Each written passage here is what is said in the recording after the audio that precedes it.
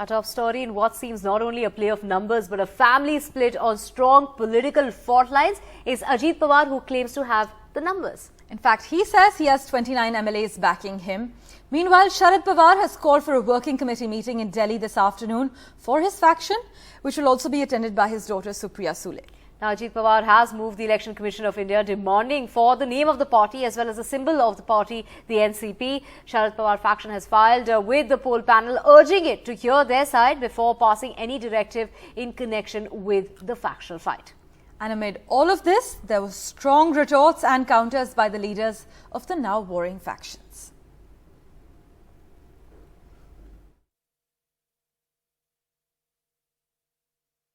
काही लोकांचं वय झालंय त्याच्यामुळे त्यांनी फक्त आशीर्वाद द्यावे.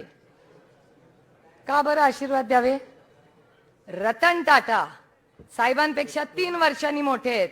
आजही टाटा ग्रुप पोटतिडकीनी लढतात आणि सगळ्यात मोठा कुठला ग्रुप आहे आज देशात? टाटा ग्रुप आहे. सिरम इन्स्टिट्यूट घेतलं का नाही इंजेक्शन? सायरस पूनावालाचं वय काय? 84. अमिताभ बच्चन किती वय? 82. Warren Buffett. अरे सबसे देखो तो फारूक अब्दुल्ला. अंकल ऐसे ऐसे हो रहा है. अरे लड़ ले, मैं तो शरद से 3 साल बड़ा हूं, मैं लड़ रहा हूं, शरद को बोल मेरे तरह तू भी लड़ ले. अरे एज इज अ नंबर, जिद्द पाहिजे. परंतु मित्रांनो, काळ आता जर वय जास्त झालं, 82 झालं, 83 झालं, तुम्ही कधी थांबणार आहात का नाही? तुम्ही आशीर्वाद द्या ना. त्याच्या संदर्भामध्ये आम्हाला वाटतं तुम्ही शतायुष्य व्हावं. आज काही लोकांनी भाषणे की माझ्याबद्दल काय बोलले, पण बोलताना एक सतत सांगत होते की आमचे गुरु आहेत. तुम्ही आज जर आमच्या काही मित्रांचं एक वेगळं काही बैठक झाली, मेळावा झाला, त्या सगळ्याच्या पाठीमागचे फोटो बघितले. त्या फोटोत सगळ्यात मोठा फोटो होता माझा. आज मुंबईमध्ये सुद्धा अनेक ठिकाणी पोस्टर लावली, त्याच्यात फोटो माझा. त्यांना माहिती आहे की आपलं नाणं चालणार नाही, त्यामुळे जे नाणं चालेल ते चालणारं नाणं घेतलं पाहिजे. कारण त्यांचं नाणं खरं नाही आहे, खंड त्यांना वाजत नाही आहे, हे नाही लोक ओळखतील. त्यामुळे नको की साक्षण लावून टाकायच्या ठिकाणी फोटो दाखवा पाहिजे. And lagging behind in the number game is Sharad Pawar, who's called for a meeting in New Delhi, which will also be attended by NCP working president. This is Supriya Sule, his daughter. Sunil Prabhu has the latest for us. That's going to be, of course, something that he'll have to wait, hopefully not within the present assembly, because that seems difficult. The BJP has made it clear that Eknath Shinde is the chief minister. But definitely the focus now shifts to New Delhi, where Mr. Sharad Pawar and Supriya Sule will be holding the national executive meeting, whether they go ahead with expulsions or what exactly they do at today's meeting. But the focus definitely, as Mr. Pawar himself said, it's not about the numbers. It's about using my name. It's about using my photo. It's about, really connecting with the people. And I think the larger message from New Delhi, what the NCP will attempt to do is to send out a message that they will connect with the people of Maharashtra to show its significance. It's in a sense, if you look back over 25 years ago, Mr. Sharad Pawar, when he was expelled from the Congress party and overnight formed the NCP at that stage, it's in that backdrop that the NCP now is facing its existential crisis in terms of how it will survive. And we'll have to wait and watch and see what they do in the next few days to take on the Ajit Pawar camp. Also, our colleague Sohit Mishra, who's been tracking all the latest developments in Maharashtra for us, joins us over the phone line at the moment. Sohit, the fight for the party's name has now reached the doors of the Election Commission? Well, that's right, and this is something which was on the expected lines, Parmeshwar, because we saw a similar thing happening last year with Shiv Sena. So first they said that they haven't rebelled from the party, they are the parties. This is similar, and this is exactly what Ajit Pawar has said now. Then we saw there was a new party office that Eknath Shinde opened, and now a similar thing has been done by Ajit Pawar. However, one big thing is that while Eknath Shinde has been saying that they are the two followers of Bala Thackeray, Ajit Pawar uses the photo of Sharad Pawar, that is the biggest photo on the stage, but the letter that he has written to Election Commission says that Sharad Pawar is not the national president of the party, and now Ajit Pawar has appointed himself as the national president of NCP, the same party that Sharad Pawar has built. So yes, the entire issue has gone out to the Election Commission of India, similar to what happened with Shiv Sena. However, as Arvind has been saying since yesterday as well, what Shiv Sena did is that they broke the government and a new government was formed, and that is not the case with NCP. So this is mostly regarding who actually has the party with them. However, remember that even Sharad Pawar yesterday said that whatever they say or claim, the name and symbol will be with us. So yes, this is going to be another legal fight between both the factions, and important to see what Sharad Pawar does. Now remember that even Sharad Pawar is in Delhi today. He has called his own meeting. So he might also speak up to the lawyers, try to gain what he can do, try to understand what is the next step that he should take. Apart, and from tomorrow he'll be back in Mumbai, where he'll be meeting and touring the entire state.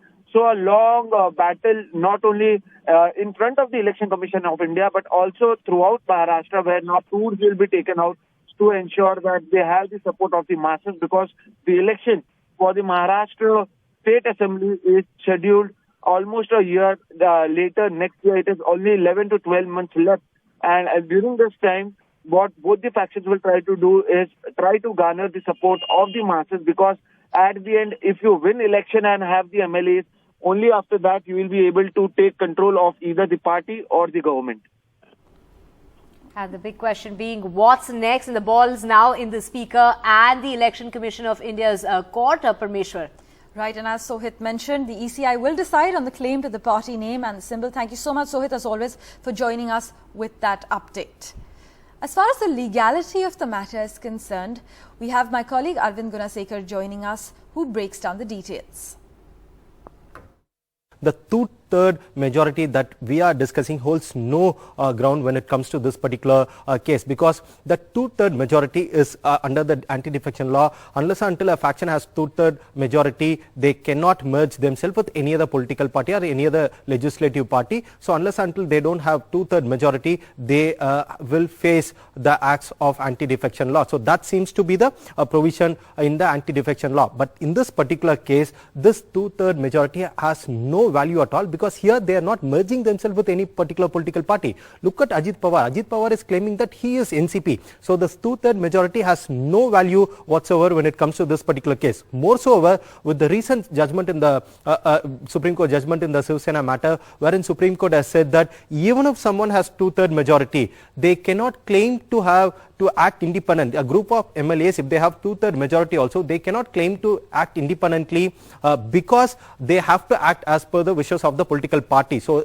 Supreme Court, in as many words, has made it very clear in Shiv Sena judgment that legislative party cannot function as independent, cannot function independent of the political party. So it's very clear that two-third majority has no value when it comes to this particular case. But what did Ajit Pawar do? Ajit Pawar has made a very smart move in order to circumvent the Supreme Court judgment in Shiv Sena case, wherein he in a resolution, according to him, majority of the party MLAs and also legislative wing and also organization wing, both the wings have appointed him or elected him as the NCP president. That means from June 30th, it is Ajit Pawar who is the president of NCP. So on July 2nd, a group of MLAs led by Ajit Pawar joined the government of Eknath Shinde. That's where, in order to circumvent this particular judgment of Supreme Court in Shiv Sena matter, what Ajit Pawar is trying to claim now is that it's not just a group of MLAs, they have joined the government of Eknath Shinde, but it's the NCP, the party itself has joined the government in Maharashtra, and that's why this particular date, the June 30th, and this particular claim that Ajit Pawar has been elected as the president of NCP will help them to protect themselves from the disqualification proceedings. So thanks a lot, Arvind, for breaking that down for us. Meanwhile, as Chief Minister Eknath Shinde's camp, that's also feeling the heat, Parmeshwar. Right. Eknath Shinde met his party MLAs and MPs in a meeting that lasted for at least 4 hours. And these, according to sources, are deliberations on portfolios that will need to be allocated or reassigned and strategized on how to return to voters. But also what was discussed are the concerns regarding the MLAs objecting to the alliance, pointing out that Sena leader and Sena founder Bal Thackeray would never have associated with the Nationalist Congress party, and that is what the sources are saying. Right, but after the Shiv Sena gave a message of unity, saying all three leaders will work together, they also added there are no divisions among them. आज महाराष्ट्र राज्याचे मुख्यमंत्री आणि शिवसेनेचे मुख्य नेते आदरणीय एकनाथ शिंदे साहेबांच्या अध्यक्षतेखाली शिवसेनेच्या सर्व आमदार, सहयोगी सदस्य आणि खासदार महोदयांची बैठक संपन्न झाली. आमचा 100% नाही 10,001% विश्वास हा माननीय एकनाथ शिंदे साहेबांवर आहे. बिल्कुल माननीय मुख्यमंत्री महोदय का इस्तीफा देने की बात नहीं है. ये गवर्नमेंट को 200 प्लस का बहुमत असेंबली में है और सभी विधायकों का माननीय मुख्यमंत्री एकनाथ जी शिंदे साहब के नेतृत्व पे पूर्ण भरोसा है. And with that, we're slipping into a short break. News and updates will continue on the other side. In the meantime, if you haven't already, do download our NDTV app for the latest updates.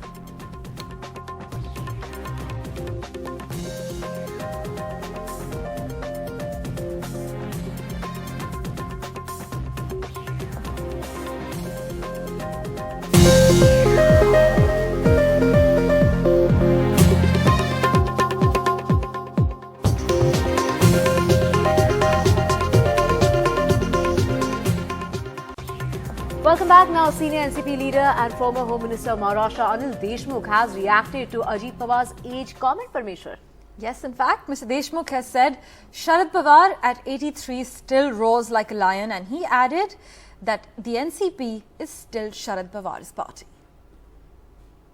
Joining me at this moment, Mr. Anil Deshmukh. He was today present right next to Mr. Sharad Pawar, senior leader of the NCP, former minister as well. Deshmukh sahab, बहुत-बहुत शुक्रिया. Thank you so much for joining us here on NDTV. I want to start by asking you, sir. सबसे पहले मैं आपसे यही पूछना चाहता हूं. आज अजीत पवार ने बोला कि आप 83 इयर्स के हो गए हैं, रुकेंगे कब? क्या जवाब है सर इसका?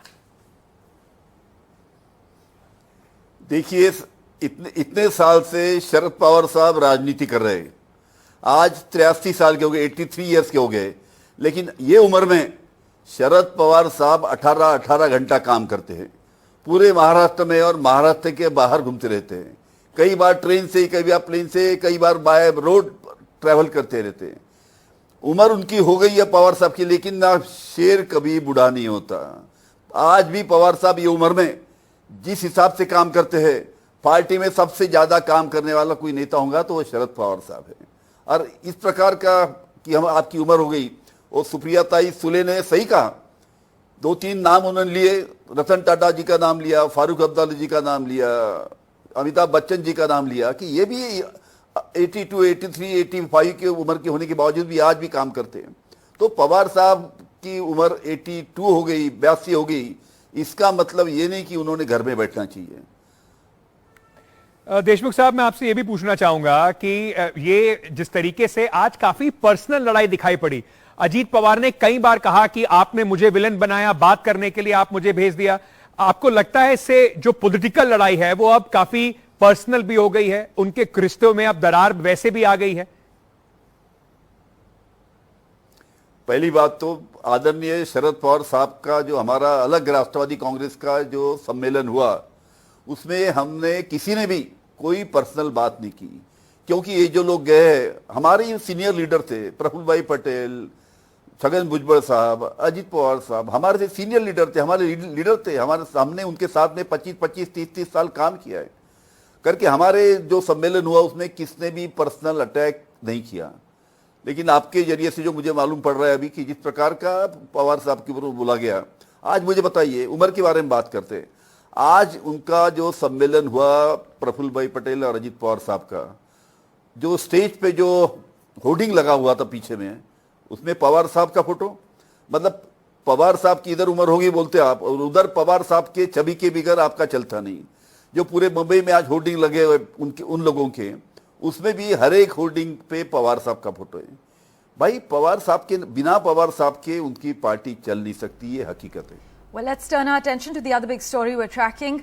A number of union ministers, including Nirmala Sitharaman, Arjun Ram Meghwal, Bhupender Yadav and Kiran Rijiju, met BJP President JP Nadda on Tuesday amid a buzz of organizational and ministerial cabinet changes. That's right, Parmeshwar. Union Minister Gajendra Singh Shekhawat met Party General Secretary BL Santosh, according to sources, while another minister, SPS Baghel, met with Mr. JP Nadda. There was no official word on what transpired as far as the meeting is concerned, but it's believed that they have leaders that have met the central leaders in the last couple of days. And we have Megha joining us to get us more on this. Megha, is a cabinet reshuffle on the cards, and can it happen very, very soon from now? Well, the answer is there are speculations, and very, very strong ones, that a cabinet reshuffle is impending, and it could actually happen any day now. And the developments that have happened in the last 4 to 5 days, I would say, have only gone into sort of enforcing the speculation even more. And why am I saying that? Because two very important developments in the last few days. One is the organizational change within the BJP. The organizational change, which was in the offing for a long time and was being talked about because of course, the state elections that are coming and, of course, the general elections next year, BJP had been planning to do this for a while. That change happened in the last 2 days. And then in the people who have been picked up to come back to the organizational fold, for example, is Mr. G. Kishan Reddy. Mr. Kishan Reddy currently is the Minister for Culture and Tourism, and yet has been given the responsibility as the BJP State President of Telangana. One is only perhaps expecting that he would be, stepping away from his position as the minister. These different changes that were brought in as far as the organization, the party is concerned, has already happened, and there are more to happen. And we are also being told that there are more ministers in the cabinet who actually could be brought back for working for the party, to be brought back to the party administration, etc. But the very important spate of meetings that you saw in the last say 48 hours, a little more than that, that is what that has given a lot of strength to the speculation that something really is on the cards. And the number of ministers who have come to meet Mr. Nadda at the party headquarters, it all actually started 3 days back when you started seeing a constant streaming of ministers at the party headquarters, which is slightly unusual for them to come to the party headquarters and have a one-on-one meeting with the party president, Mr. Nadda. They have actually, and the list is only growing. You had Mr. Kiran Rijiju, you had Mr. Meghwal, you had Ms. Nirmala Sitharaman, you had the aviation minister. So too many of them have come. Nobody is telling you why they were called, but they were definitely there is something which is being planned. Right. And as far as we understand from our sources in the government, this reshuffle is to happen before the monsoon session of the parliament begins. Many of these ministers will be brought back to the party, and new faces will be brought into the cabinet, keeping the elections in mind. This will be a reshuffle where the focus would actually be on the upcoming elections. As always, Megha, thank you so much for joining us with the latest information you've accessed. This cabinet reshuffle is on the radar, as Megha mentioned, and could happen any day now, since the developments in the last 4 or 5 days have fueled speculation about the meetings that have taken place with JP Nadda. With that, we're stepping into a very short break. News and updates continue.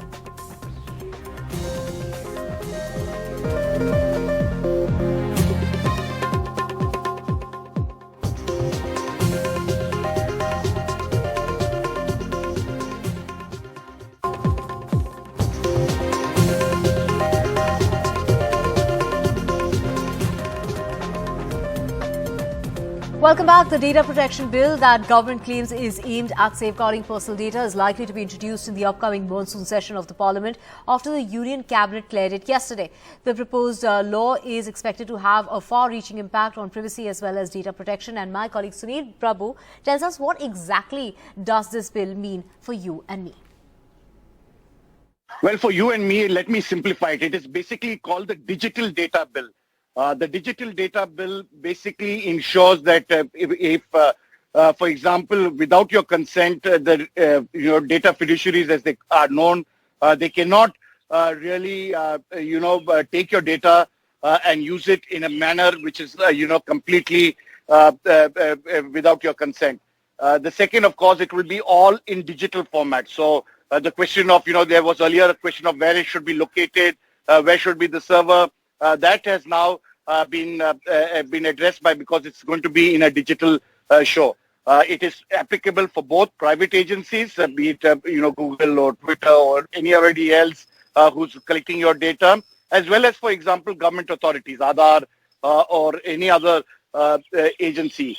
There are, of course, exceptions for the government in case there is national sovereignty of the country. Then, of course, the Home Ministry and the Intelligence Bureau, as well as law enforcement agencies, can invoke it. But the most important, of course, is that if anybody is found, this is the first, of course, in its many avatars that we're going to hopefully see in terms of digital India. This bill will ensure that there is at least a privacy law, which so far hadn't taken place. This comes after the Aadhaar judgment that had come from the Supreme Court, and it's in this backdrop that it's been seen so many formats. I think this is the fifth. Hopefully, this time round, it's been simplified to a great extent, and hopefully it will be see the light of day when it's introduced in monsoon session of Parliament. If Parliament does function, we'll have to wait and see if it does get cleared. Well, let's move on to news from Rajasthan, and top leaders of the Congress will discuss the party's strategy and the poll preparedness in Rajasthan, while also seeking to resolve the tussle between Chief Minister Ashok Gehlot and Sachin Pilot. My colleague Harsha gets us the details. All eyes on Rajasthan today after the Chhattisgarh leadership tangle was resolved by making T.S. Singh Deo the Deputy Chief Minister. There is probably a possibility that Sachin Pilot will also be honorably accommodated. That's what's been his demand. He fought this election, the last election under his leadership. He says that a lot of the fact that the seats that came to him, of course, were due to the youth vote that he managed to attract. But after that, he's been completely sidelined in the party. So what will be the formula that the party will have to come up with, and how will they accommodate Mr. Ashok Gehlot? That's very, very crucial, because Mr. Ashok Gehlot has made it clear that there is no challenge to his leadership. They're going into this election under his leadership and on the basis of the social welfare schemes that he's pitching. And he's saying that this should not just be a role model for Rajasthan, but for all Congress states whenever they go into an election. So clearly, to bring Mr. Ashok Gehlot on board is the biggest challenge for the party. That's probably the reason why the Rajasthan formula has been delayed for so long. Sachin Pilot has, after challenging the leadership in some senses, with his crusade against corruption, has been quiet for some time now, which means that he is waiting for the party to accommodate him, and then he will take his next step forward. So all eyes on Rajasthan today. Let's see what comes out of the meeting. Mallikarjun Kharge as well as Rahul Gandhi, along with Sukhjinder Randhawa, will also be present at that meeting that's going to be taking place in Delhi at 11 o'clock this morning. Moving on now, a same-sex couple were caught in a love jihad storm. A minor student ran away with her teacher. The family lodged a case of kidnapping and claimed love jihad as the teacher was Muslim. The couple who was caught in Chennai released a video claiming to be in love, but since the case involves a minor, the Child Welfare Committee will decide her fate.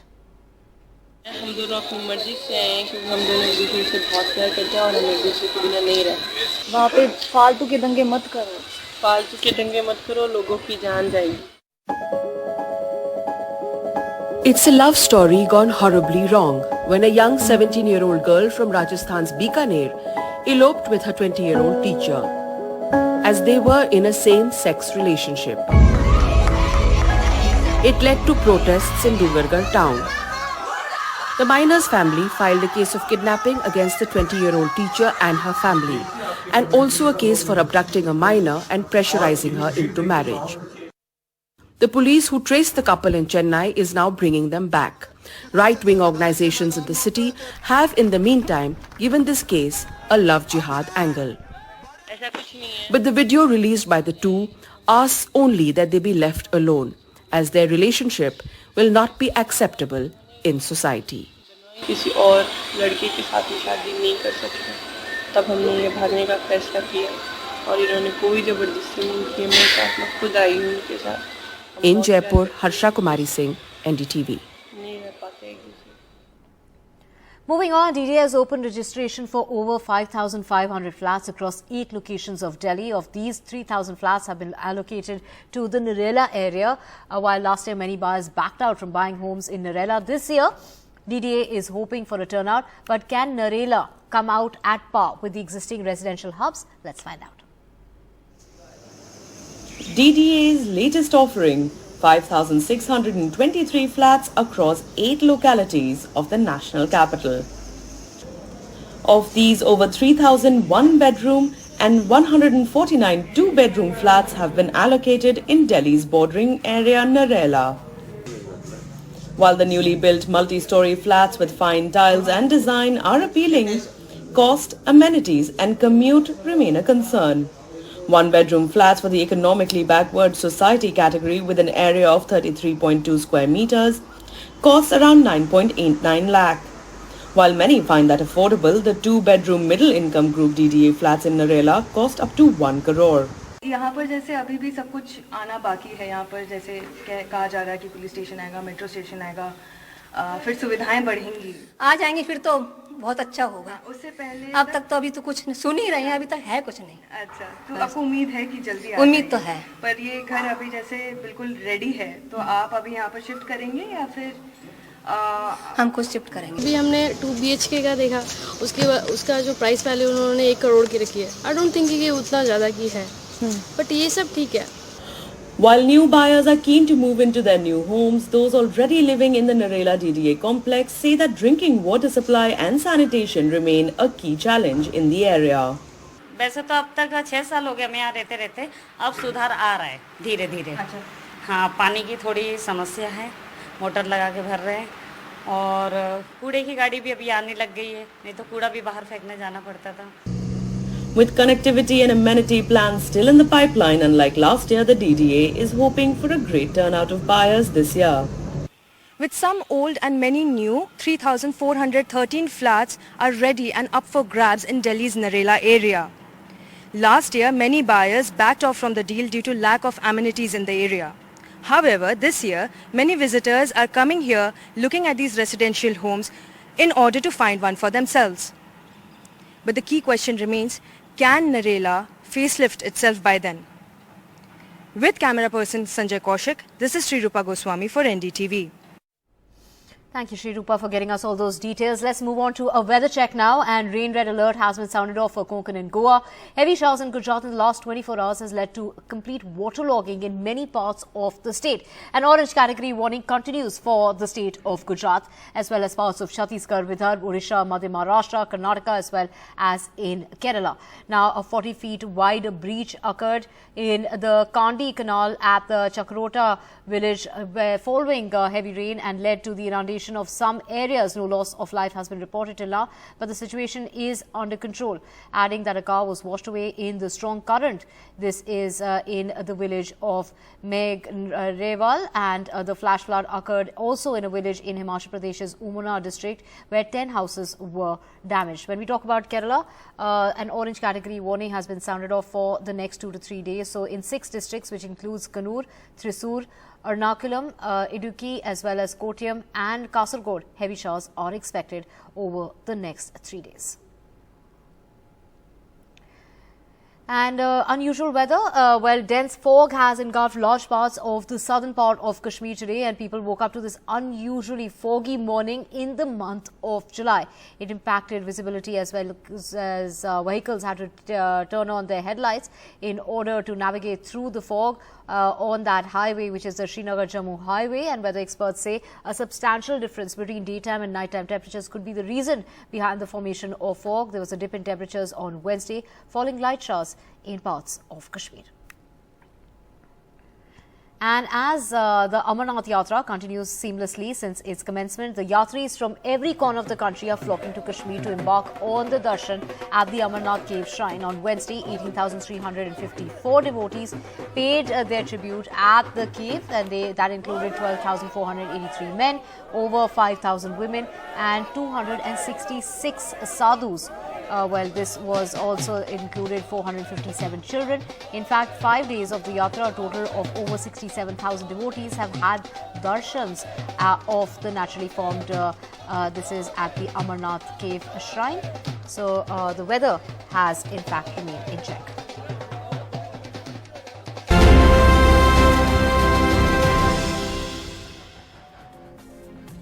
Let's get you some international news now. And at least 16 people, including 3 children and 5 women, have died when toxic gas leaked from a cylinder near Johannesburg in South Africa. According to the police and the emergency services, they revised the death toll from 16, which was from an initial report of 24. Search and rescue teams were still working through the area, trying to ascertain the extent of the casualties. The incident happened in an informal settlement in the city of Boksburg on the eastern outskirts of Johannesburg in South Africa, is what the police has had to say. US President Joe Biden has welcomed Sweden's Prime Minister at the White House in a show of solidarity as the United States presses for the Nordic nation's entry into NATO. This comes a week before the alliance's summit. Joe Biden had gone on to say on Wednesday that it was very important for Sweden to join NATO. Sweden and its neighbor Finland ended their long-standing policy of military non-alignment after Russia invaded Ukraine in February of 2022. Both applied for NATO membership, but Sweden's admission has been held up by Turkey and also by Hungary. Well, Mr. Prime Minister, it's great to see you. You're a valued friend, and it's an honor to welcome you to the White House. And Sweden is a capable and committed partner. Together we're preparing a relationship for even further, including advancing the bilateral partnership agreement we're talking about.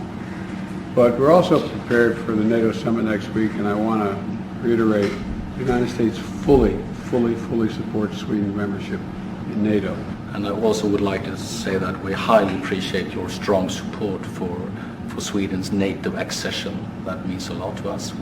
We do seek common protection, but we also do think that we have things to contribute with, to be a security provider for the whole of NATO. So. Now, days after Twitter capped the number of tweets that a user can see per day, Facebook's giant Meta officially launched Threads. It's a this is the text-based rival to Twitter on Wednesday. However, Threads release in Europe has been delayed over regulatory. This is the concerns that have been raised due to that, and Threads is the biggest challenger yet to Elon Musk-owned Twitter, which has seen a series of potential competitors emerging, but not yet replacing one of social media's most iconic companies despite its epic struggles. Let's do this. Welcome to Threads is what Meta Chief Executive and Facebook founder Mark Zuckerberg in his first post on the new platform Thread had to say.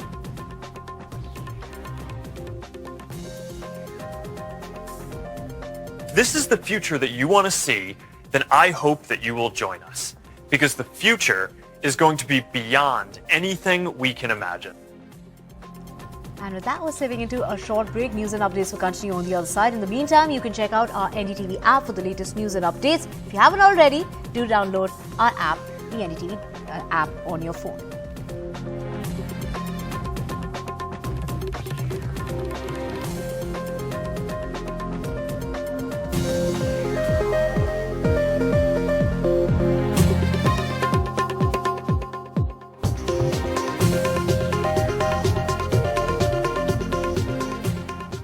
And time for some entertainment news now. Tarla, the Bollywood biopic on Tarla Dalal, is all set to make its OTT release on the 7th of this month, starring Huma Qureshi as Tarla, the home chef who went on to become the most celebrated Indian cookbook author. My colleague Arun met up with Huma Qureshi at one of Delhi's restaurants. Let's listen in to what she had to say. Nosh farmaunga. But why do you have to do this? Because there's adab in Urdu, right? Mashallah, kamal hai. I'm a mutton eater, so I love the Sikh kebabs over here. Give them a closer look of what Huma is eating. What is your relationship with food? I think food Other than, of course, Salim's. No, I think food is such a unifying factor. The fact that like I feel in a country like India where every 2 kilometers a language, everything changes. I feel like we're so blessed to have a multitude of cuisines and cooking styles. There is got some food. Yeah, आ जाइए. Patata masala hai? Oh, lovely. आप पहले उनको दीजिए, वो मेहमान हैं हमारे. अरे शुक्रिया. Please बात continue. शुक्रिया started as soon as it come है ना शुक्रिया. जी मैं अभी nosh फरमाऊंगा. But why do you have to do this? Because there's adab in Urdu, right? So मैं nosh फरमाऊंगा. Mashallah, kamal hai. I think that's enough of Urdu. I think you should just draw the line there when you're still on top. I think beyond that you'll really get puffed out. Yeah. Oh, there's more. So there's more. Of course there's more. Should we just move The on? breads. So yeah. Which is your favorite dish to order at Salim's? Yeah, honestly, I love the Sikh kebabs. I'm a mutton eater, so I love the Sikh kebabs over here, which I'm going to call for. I mean, you can just admire it from afar. Of course. But try the batata musallam. It's a recipe that my brother actually introduced. He looked it up. He researched on the recipes, and I think it's quite fun. Oh, lovely. But as they say that, you know... That's the khamiri roti, huh? Yeah, it's a very like thing. For non-vegetarian things, of course. Now, you know, as they say in Hindi, halwai apni mithai kabhi nahi khata. How often... Gosht kha sakta hai But was there ever a phase that you were like, okay, I'm done with Salim's food. I mean, I'm having it so often, no? Please note my dad is listening to this. Yeah, my dad is right there listening to it, but I'm going to still say it. So when I was a little girl, my friends were so jealous of me. It's quite good, huh? My friends were so jealous of me. Every day you can eat like amazing food like butter naan and like kebabs and nihari and everything. So after a point I remember once my mom had gone to my nana's house and I was here alone with dad. And I would come into the restaurant and I would order like dosa and I would eat dosa. So all the customers would just look at me saying, this little girl is eating dosa. It's offensive. If I was your dad, I would have been offended. He was a little bit, he's like, it's okay. But it was like a palate cleanse. But I do love South Indian food a lot as well. I think South Indian food is amazing. They have these amazing like, there it is. Kebabs. I just want to give them a closer look of what Huma is eating. And you've seen how scrumptious meal we are having, so it'll be not fair to keep this chat going. I think we need some off time. I think so. With that, we've come to an end of this chat. We'll go back to relishing our dishes at Salim's. This is Arun Singh signing off for NDTV. Have the kebab.